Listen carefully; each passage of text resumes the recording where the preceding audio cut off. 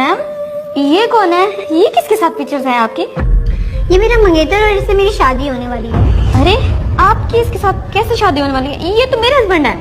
अरे कैसी बातें कर रही हो, ये ऐसा कैसे हो सकता है? मुझे पता था कि तुम मेरी बात पे यकीन नहीं करोगी। ये देखो।